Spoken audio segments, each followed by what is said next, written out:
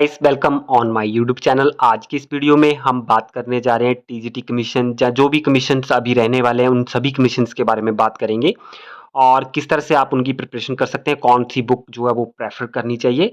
सारे ही टॉपिक्स जो हैं डिस्कस किए जाएंगे कि कौन सी बेस्ट बुक रहती है और किस तरह से आप प्रिपरेशन कर सकते हैं। तो वीडियो के एंड तक बने रहें और चैनल पे नए हैं तो प्लीज़ चैनल को सब्सक्राइब कर ले। चलो स्टार्ट करते हैं वीडियो। तो फर्स्ट ऑफ ऑल जो कैंडिडेट्स इस चीज़ की तैयारी कर रहे हैं, टीजीटी कमीशन या एलटी जो भी कमीशंस हैं, टीजीटी आर्ट्स हो गया, मेडिकल हो गया, नॉन मेडिकल हो गया, तो ऑब्वियसली एक सभी कैंडिडेट्स को ये रहता है कि कोई एक ऐसी बुक मिल जाए जिससे हम प्रिपरेशन करें और उसी में से टेस्ट आ जाए, ठीक है। तो फर्स्ट ऑफ ऑल एक तो बात मैं यहाँ पे क्लियर कर देता हूँ, बुक का नाम भी मैं एंड में बता दूंगा आप कहाँ से प्रिपरेशन कर सकते हैं।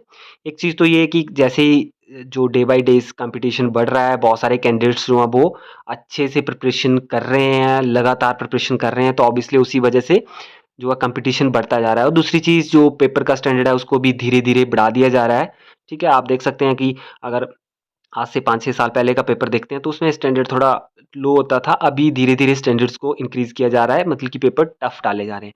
तो ऑब्वियसली हमारे पास अल्टरनेट यही बचता है कि हम ज़्यादा से ज़्यादा टाइम डिवोट करें और अपने आप को सुधार सकें, क्योंकि पेपर का लेवल हाई होने से ये होता है कि आपको ज़्यादा मेहनत करनी पड़ेगी, तभी आप कमीशन्स की मेरिट्स में आ सकते हो, ठीक है। तो एक चीज़ तो ये हो गई। दूसरी चीज़ अभी अगर हम सिलेबस की बात करते हैं, सिलेबस के लिए भी अगर मैं एक वीडियो लेके आऊँगा कंप्लीट सिलेबस जो टीजीटी आर्ट्स, नॉन मेडिकल और मेडिकल बाकी के लिए भी डाल दूँगा। तो उसमें एक सिलेबस में भी अभी जो है फेरबदल किया गया है स्टाफ सिलेक्शन कमीशन की तरफ से। आप सभी को पता होगा कि पहले डीबी होती थी, आप डॉक्यूमेंट वेरिफिकेशन, और इसके मार्क्स भी होते थे 15 नंबर। बट अभी इन मार्क्स को ख़त्म कर दिया गया है, डॉक्यूमेंट वेरिफिकेशन या डॉक्यूमेंटेशंस के मार्क्स जो है ख़त्म कर दिए गए हैं। तो अभी 200 नहीं बोल सकते हम, मतलब अभी जो एग्ज़ाम रहने वाला है वो टोटल 100 का आएगा, ठीक है। मीन्स कि पहले जो रहते थे 170 85 का रहता था, 15 नंबर जो थे डॉक्यूमेंट्स के रहते थे, अभी टोटल जो मेरिट आपकी बनेगी वो आपके 100 जो मार्क्स रहेंगे वो आपके टोटली कमीशन पे बेस्ड हैं, आपके एग्ज़ाम से ही आएँगे, ठीक है। तो अभी एक चीज़ और हो जाती है कि आपको जो आपके एग्ज़ाम्स हैं, जो आपके सब्जेक्ट्स हैं, उस पे ज़्यादा स्ट्रेस देना पड़ेगा, ज़्यादा ध्यान देना पड़ेगा, ठीक है। तो इसके लिए आप क्या करते हैं, मोस्ट ऑफ टाइम्स जो है कैंडिडेट्स जो हैं वो इस तरह से एक कन्फ्यूज़्ड हो जाते हैं कि वो एमसीक्यूज़ को यहाँ से पढ़ रहे हैं, वहाँ से पढ़ रहे हैं, वहाँ से पढ़ रहे हैं, वहाँ से पढ़ रहे हैं। कई सारे यूट्यूब चैनल्स हैं, वहाँ से ले रहे हैं, पीडीएफ्स को डाउनलोड्स कर रहे हैं, वहाँ से पढ़ रहे हैं, वहाँ से पढ़ रहे हैं।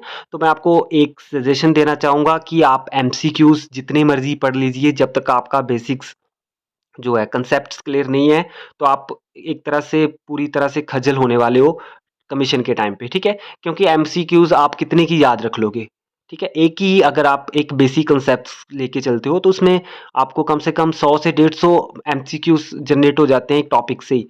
तो आप कितने की टॉपिक्स कुछ जो उसके एमसीक्यूज़ हैं, उनको याद रख लोगे, ठीक है?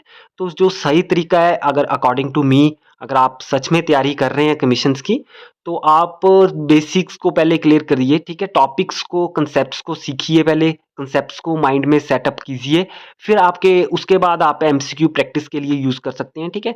जब आपका जो कांसेप्ट है वो टोटली माइंड में क्लियर होगा, जब कांसेप्ट से रिलेटेड आपके जो डाउट्स हैं वो बिल्कुल क्लियर होंगे, तो ऑब्वियसली जब एमसीक्यू आएगा तो आप ईज़िली उसको सॉल्व कर सकते हैं, आपको इतना स्ट्रेस देने की ज़रूरत नहीं है, ठीक है? तो एक चीज़ तो ये चीज़ अवॉइड कर दें कि आप बहुत सारी पीडीएफ डाउनलोड कर लेंगे और आप उसमें से जो है वो सारी जो एमसीक्यूज़ है उनको लर्न कर लेंगे और माइंड में सेटअप कर लेंगे, ठीक है? और जो जैसे बहुत सारे आप अगर फेसबुक चला रहे हो, जहाँ यूट्यूब चला रहे हो, तो वहाँ पे बहुत सारे चैनल्स पढ़ाते रहते हैं। ऑब्वियसली आप जो टॉपिक्स जहाँ से अच्छा लगता है वहाँ से सीख सकते हैं, ऐसी नहीं बोल रहा हूँ मैं।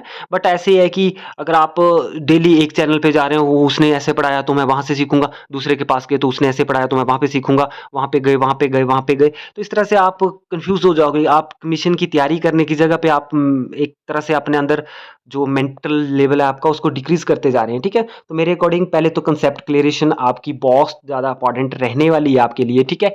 सेकंड चीज़, आप पहले अपने सब्जेक्ट्स पे कंसंट्रेट कीजिए, ठीक है? जो भी आपके सब्जेक्ट्स हैं, अगर आर्ट्स के हैं तो आर्ट्स के सब्जेक्ट्स नॉन मेडिकल के हैं तो फिजिक्स, केमिस्ट्री, मैथ पे कंसंट्रेट कीजिए, मेडिकल के हैं तो जो भी केमिस्ट्री और यूलॉजी, बॉटनी उन पे कंसंट्रेट कीजिए, क्योंकि आपके जो बेसिक्स जो आपका मेन सब्जेक्ट्स हैं अगर वही आपके क्लियर नहीं है तो बाकी आप जो अब बाकी जीके और साइकोलॉजी की बात करते हैं, तो जीके और साइकोलॉजी आपकी जो है मेरिट में आने के लिए हेल्पफुल होते हैं, बट जो आप कमीशन क्वालिफाई करोगे वो अपने सब्जेक्ट के बेसिस पे ही करेंगे। आई थिंक मैंने एक वीडियो पहले भी डाला था, उसमें भी मैंने डिस्कस किया था। तो आज की वीडियो में मैं आपको डिटेल्ड में बता रहा हूँ। एक चीज़ तो आपका कंसेप्ट क्लियरेशन होना चाहिए, ठीक है? इसके लिए आप अगर अभी सच में तैयारी कर रहे हैं तो किसी स्कूल को जॉइन कर लीजिए। स्कूल नहीं जॉइन कर सकते हैं तो बेस्ट वे है आपके लिए कि ट्यूशन स्टार्ट कर दीजिए, ठीक है? फ्री ऑफ कॉस्ट पढ़ा सकते हैं आप, अगर नहीं आप पैसे लेना चाहते तो अब इस टाइम पे आप ये सोचिए कि आपने खुद को प्रिपेयर करना है, अपने जो कॉन्सेप्ट्स हैं वो खुद के लिए प्रिपेयर करने हैं। जब आप अकेले में पढ़ोगे तो इतने क्लियर नहीं हो पाते हैं, तो आप ऑब्वियसली किसी आपके गाँव में होंगे 10th के 9th 10th के +1 +2 के बच्चे, तो उनको आप ट्यूशन देना स्टार्ट कीजिए, बेसिक कॉन्सेप्ट्स को उनको सिखाओगे जब आप, तो ऑब्वियसली आपका जो नॉलेज है वो बिल्कुल ज़्यादा स्ट्रॉन्ग होता जाएगा और धीरे-धीरे आप देखेंगे कि आप में इम्प्रूवमेंट आ रही है, ठीक है? तो जो भी मेथड्स आप यूज़ करना चाहते हैं वो करिए और कॉन्सेप्ट्स को क्लियर करिए। फिर उसके बाद सेकंड जो मैं बोलना चाहूँगा आपको, फर्स्ट मैंने आपको बता दिया कि क्लियरेशन ऑफ कॉन्सेप्ट्स, जो भी कॉन्सेप्ट्स हैं आपके बेसिक्स उनको क्लियर करिए, वो जो कि आपने अपने बीएससी ड्यूरिंग पढ़े हैं, जहाँ आपने मास्टरी कर रखी है तो उसके दौरान पढ़े हैं, वो आप उनको पहले क्लैरिफाई करिए, ठीक है? सेकंड मैं आपको बोलना चाहूँगा यहाँ पे, सेकंड चीज़ होती है कि जो भी प्रीवियस क्वेश्चन पेपर्स हैं, अगर आप टीजीटी आर्ट्स की प्रिपरेशन कर रहे हैं तो 5 से 6 पिछले क्वेश्चन पेपर्स को उठाइए, उसमें देखिए कि किस तरह से जो ग्रेड अप हो रहा है, जो जो पेपर का पैटर्न है वो किस तरह से जो उसको हार्ड टफ किया जा रहा है, उसको उसको चेक करिए आप कि किस तरह से क्वेश्चन रह रहे हैं और किस तरह से उसको लेवल को बढ़ाया जा रहा है, ठीक है? तो 5-6 से साल के पेपर्स जो हैं, ऑब्वियसली 2-3 साल बाद 2 के साल बाद होता है कमीशन, तो पिछले की 5-6 कमीशंस के जो क्वेश्चन पेपर्स हैं उनको रीड कीजिए, ठीक है? अपने जो आपका सब्जेक्ट नॉलेज है उसके लिए। और बाकी कमीशंस जो नियर बाय एग्जाम्स हो रहे हैं, जीके के लिए आप क्या कर सकते हैं, जो अभी लेटेस्ट जो पीछे एग्जाम हो रहे हैं उनके जीके को आप तैयार करते रहिए, ठीक है?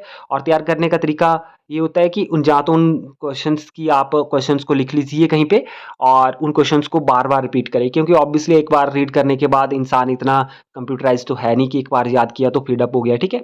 तो उसको रीड करना ही पड़ेगा दोबारा से आपको, तो एक बार लिख लीजिए, ठीक है? पे इस तरह से क्वेश्चंस एलटी के एग्जाम में आए थे, अगर डीएम के एग्जाम में जीके ऐसा पूछा गया था, शास्त्री के एग्जाम में ऐसा पूछा गया था, नॉन मेडिकल के एग्जाम में ऐसा था। उन 10, 20, 30 जो क्वेश्चंस होते हैं उनको आप लिख सकते हैं, उसमें करंट अफेयर इतना आया हुआ था। तो इन चीज़ को आप एनालाइज़ करते रहें जब भी एग्जाम होता है और साथ में डेली ट्रीट में आपने अपने कांसेप्ट्स को क्लियर करते रहें। तो 2 चीज़ें मैंने बता दी, पहले कांसेप्ट क्लियरेशन रहेगी आपकी, सेकंड जो है वो आप प्रीवियस क्वेश्चन पेपर्स को रीड कर सकते हैं और जो लेटेस्ट एग्जाम्स कंडक्ट करवा रहा है, अगर स्टाफ सिलेक्शन कमीशन करवा रहा है लेटेस्ट एग्जाम कंडक्ट, तो उसमें जो रिलेटेड एग्जाम्स हैं उनमें साइकोलॉजी पढ़ सकते हैं और जीके जो बाकी एग्जाम्स हैं उनकी जीके को आप देख सकते हैं कि किस तरह का लेवल रह रहा है, क्योंकि मोस्ट ऑफ टाइम्स वो जीके जो करते हैं डालते हैं वो उन्हीं में से डाल देते हैं। तो दूसरी चीज़ ये होगी। तीसरी आती है कि बुक कौन सी प्रेफर करें। अब मेन जो है कि कौन सी बुक प्रेफर करें, ठीक है? तो अगर आप कमीशन की तैयारी कर रहे हैं, अगर आप हायर एग्जाम्स की तैयारी नहीं कर रहे हैं, अगर कमीशंस के लिए आप पढ़ना चाह रहे हैं, तो आप प्रेफ़र करें, क्योंकि आपको तीनों ही सब्जेक्ट देखने पड़ेंगे। अब मैं आपको कोई लेंथी सी बुक्स बता दूँ कि एक बड़ी वाली बुक सीए वाली खरीदो और उसको रीड करो, तो आप क्या कर सकते हो, आपको मैंने बेस्ट एक पहले भी बताया था एक बुक का नाम, अभी मैं आपको बेस्ट जो बता रहा हूँ, आप क्या करिए एनसीईआरटी की बुक्स को प्रेफ़र कर सकते हैं। अपनी स्टडी नॉलेज के लिए आप एनसीईआरटी की बुक्स, मैं ये नहीं बोल रहा हूँ कि आप कंप्लीटली मुझे ही फ़ॉलो करें, ठीक है? बट मैं आपको जो मैं टिप्स दे रहा हूँ, इनको भी आप फ़ॉलो कर सकते हैं। कोई अच्छा बताता है, उसके टिप्स को भी आप फ़ॉलो कर सकते हो, क्योंकि मिली-जुले टिप्स जो रहेंगे, आपको जो नॉलेज रहेगा, वही आपको काम आएगा कमीशन क्रैक करने के लिए। तो आप क्या कर सकते हैं, एनसीईआरटी की बुक्स अभी अगर आप चेकआउट करना चाहते हैं, एनसीईआरटी की बुक्स लीजिए और पुराना क्वेश्चन पेपर उठा लीजिए कोई, तो वहाँ से आपको लिटिल बिट आइडिया हो जाएगा। तो एनसीईआरटी की बुक्स आपके लिए प्रेफ़र कर रहा हूँ मैं। आप एनसीईआरटी की बुक जो है ले सकते हैं, किसी जो नियर बाय बच्चे पढ़ रहे होंगे उनसे रिकमेंड कर सकते हैं, 9th 10th +1 +2 की, और आप +1 +2 की बुक्स भी रेफ़र कर सकते हैं। और आप देख सकते हैं जो प्रीवियस क्वेश्चन पेपर्स है उसमें मैक्सिमम जो क्वेश्चन्स रहेंगे वो एनसीईआरटी की बुक्स में आपको जो हाइलाइटेड किए वर्ड्स होंगे वहाँ से आ जाते हैं, ठीक है? तो आप एक बार इन बुक्स को प्रेफ़र कर सकते हैं, बहुत ज़्यादा लेंथी नहीं होती हैं। ठीक है? और इन्हीं में से मैक्सिमम जो है क्वेश्चंस जो हैं वो उठा के डाल दिए जाते हैं।